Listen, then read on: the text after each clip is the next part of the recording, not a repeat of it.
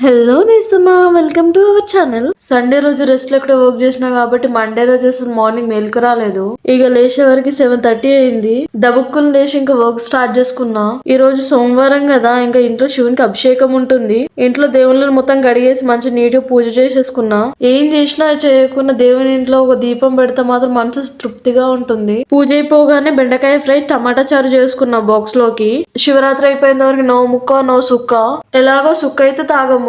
ఇక ముక్క తినాలంటే శివరాత్రి అయిపోయేంత వరకు వెయిట్ చేయాల్సిందే. ఇంకా సరే గాని సాటర్డే రోజు మా ఆఫీస్ లో చిన్న పార్టీ ఉందంట. నేను ఈ ఆఫీస్ లో జాయిన్ అయ్యాక ఫస్ట్ పార్టీ ఇది. నాకు గేమ్స్ ఉంటాయంట, డాన్సెస్ ఉంటాయంట, ఎక్స్ట్రా యాక్టివిటీస్ అన్ని ఉంటాయంట. కానీ మనం మాత్రం దేంట్లో పార్టిసిపేట్ చేయము, అది మాత్రం కామన్. చూసి ఎంజాయ్ చేయడం వరకే మన పని. మనం స్టేజ్ ఎక్కితే జనాలు చూసి తట్టుకోలేరు.